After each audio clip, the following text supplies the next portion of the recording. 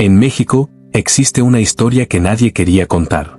Una historia que los medios principales ignoraron, que la policía enterró en archivos polvorientos, y que solo salió a la luz cuando los criminales mismos decidieron confesarla. Se trata de Javier Mendoza, un hombre que lo tenía todo. Una carrera de golf prometedora, patrocinios importantes, la admiración del público mexicano, y sobre todo, algo que vale más que el dinero, su libertad. Pero en 2014, todo cambió en un momento. Y durante 8 años, su familia no supo si estaba vivo o muerto. Lo que sucedió después es una ventana perturbadora al corazón del crimen organizado mexicano, a las decisiones imposibles que algunos hombres enfrentan, y a cómo una persona puede simplemente desvanecerse porque se rehúsa a cruzar una línea moral. Espera hasta el final. Hay un giro que no esperarás. Corría junio de 2014. Javier Mendoza acababa de ganar el Torneo Nacional de Golf México, un evento de prestigio que llevaba años esperando conquistar. No era solo una victoria deportiva. Era la validación de toda una vida de dedicación, de madrugadas en el campo de práctica, de sacrificios personales que la mayoría de la gente nunca entiende. Pero lo más importante, el premio eran $3 millones. Para un atleta mexicano, eso era una fortuna. Significaba seguridad financiera. Significaba poder mantener a su familia durante años. Significaba que sus años de lucha finalmente tenían recompensa. Javier era carismático. Los medios lo amaban. Los patrocinadores querían estar asociados con su imagen. Tenía 24 años en ese momento, talentoso, joven, con todo por delante. La vida le sonreía. Fue justo después de recoger el cheque cuando todo se torció. Recibió una llamada.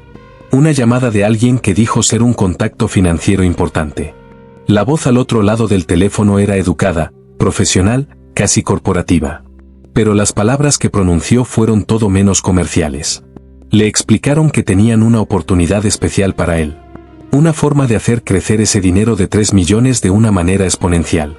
Todo lo que tenía que hacer era prestar su nombre y sus números bancarios para un pequeño servicio. Nada ilegal, aseguraron. Solo un favor entre conocidos. Javier no era ingenuo. Sabía quién estaba detrás de esa llamada. En México, cuando te llama gente así después de ganar dinero grande, no estás hablando con banqueros legales. Estás hablando con la mafia. Él comprendía perfectamente lo que le proponían. Querían que lavara dinero. Querían que depositara fondos de origen criminal usando su cuenta bancaria, que los moviera a través de diferentes instituciones, y que efectivamente le prestara legitimidad a dinero del narcotráfico. Era una proposición común en México. Muchos hacían. Algunos desaparecían. Todos sabían los riesgos. Javier rechazó. Fue un momento de valentía o de ingenuidad, dependiendo de cómo lo veas. O tal vez fue un momento en el que un hombre joven tomó una decisión moral a pesar de las consecuencias. Le dijo que no. Le dijo que no estaba interesado. Le dijo que ese dinero era suyo, honestamente ganado, y que no lo usaría para actividades criminales. La voz al otro lado de la línea se quedó en silencio. Cuando volvió a hablar, el tono no era de un ejecutivo de finanzas. Era de alguien acostumbrado a que la gente obedeciera. Le advirtieron. Le dijeron que estaba cometiendo un error grave. Que los hombres como él deberían ser más receptivos a las oportunidades. Que rechazar a gente así tenía consecuencias. Javier colgó el teléfono. Durante los días siguientes, notó que lo estaban vigilando. Hombres en vehículos sin placa. Gente que lo seguía después de sus entrenamientos. Su familia comenzó a recibir llamadas anónimas. Su hermana menor recibió un mensaje que simplemente decía: cuéntale a tu hermano que debe reconocer. Estaba asustado, pero seguía negándose. Algunos hombres tienen eso dentro, una negativa inquebrantable a ser intimidados. Javier Mendoza aparentemente era uno de esos hombres. El último día que alguien lo vio fue un viernes por la tarde. Salió de su casa en la Ciudad de México con su auto deportivo blanco. Nunca llegó a su destino. Nunca llamó a su familia.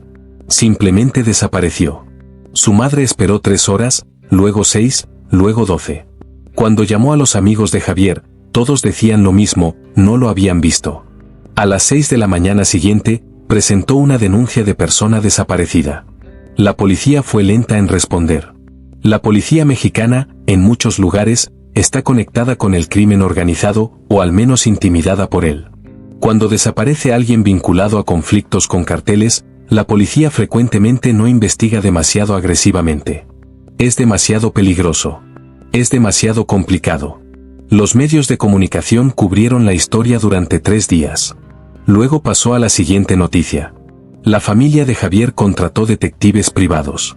Hicieron llamadas. Movilizaron contactos. Pero en México, cuando el crimen organizado quiere que alguien desaparezca, esa persona simplemente desaparece. Pasaron semanas. Pasaron meses. Las autoridades en secreto probablemente sabían exactamente qué había sucedido, pero mantuvieron silencio oficial. El caso se enfrió. Los archivos se acumulaban polvo. La familia de Javier se preguntaba día tras día si su hijo, hermano, amigo, estaba vivo o muerto, solo o asustado, sufriendo o ya en paz. 8 años pasaron. 8 años de incertidumbre absoluta. Entonces, en 2022, algo extraordinario sucedió.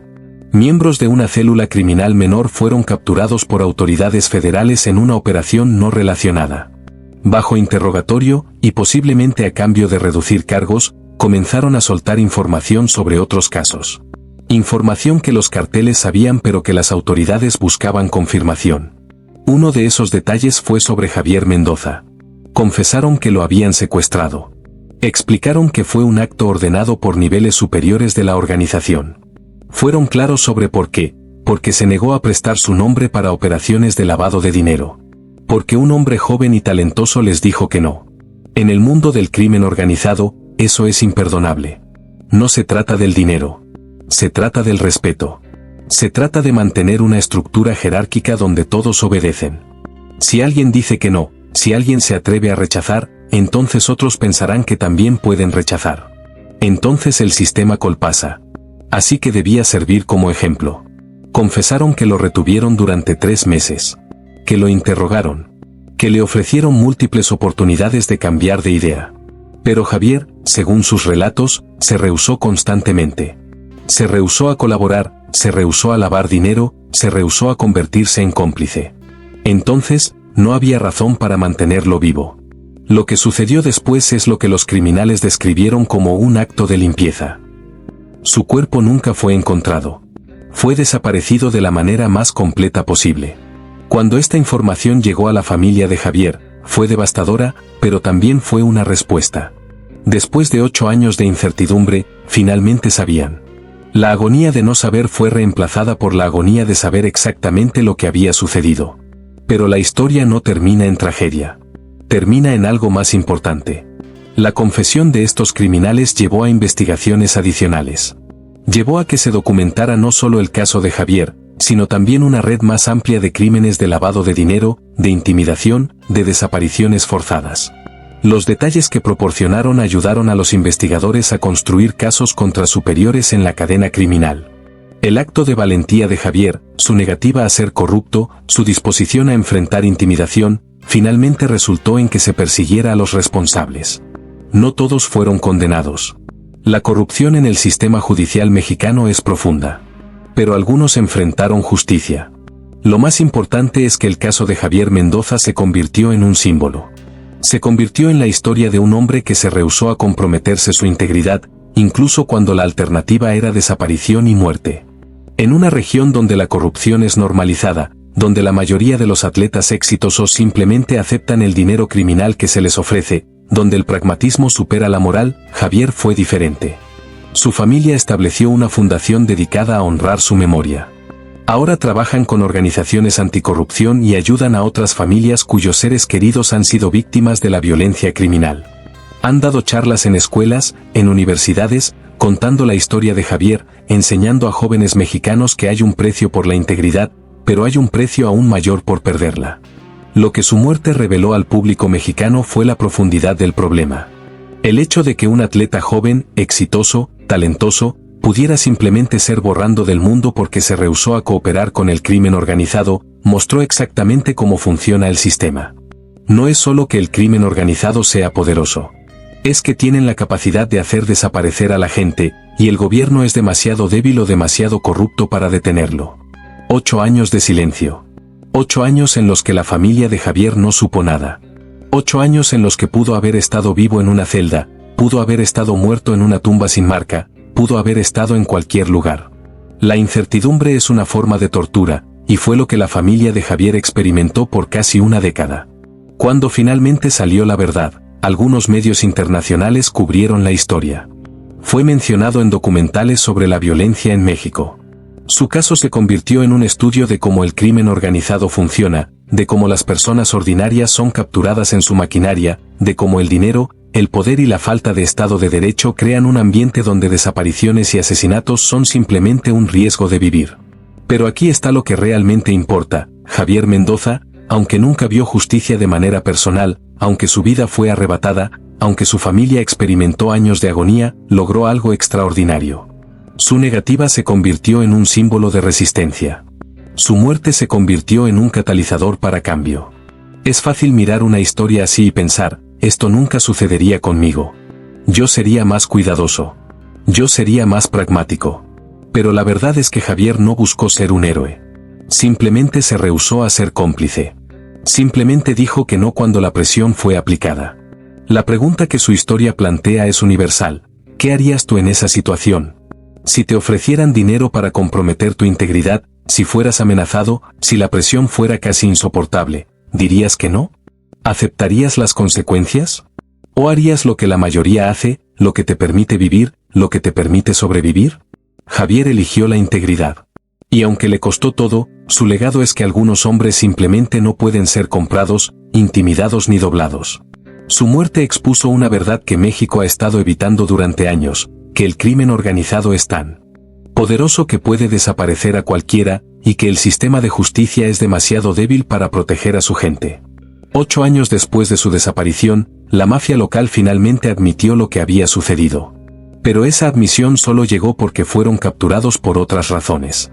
Si no hubieran sido arrestados, el caso de Javier permanecería como uno de los miles de desapariciones mexicanas sin resolver, sin respuesta, sin justicia. Su historia importa porque es una historia real que sucede en el mundo cada día. No es ficción. No es exageración. Es la realidad de vivir en un lugar donde el crimen organizado tiene más poder que el gobierno, donde el dinero criminal es una tentación constante, donde negarse puede ser fatal. Javier Mendoza fue un golfista mexicano que ganó todo lo que un atleta joven podría desear. Pero su verdadera victoria, su legado permanente, fue que se rehusó a traicionar lo que era correcto. Y aunque eso le costó su vida, está recordado no como una víctima, sino como un hombre que se negó a participar en su propio compromiso moral. Esa es una victoria que nadie puede quitarle.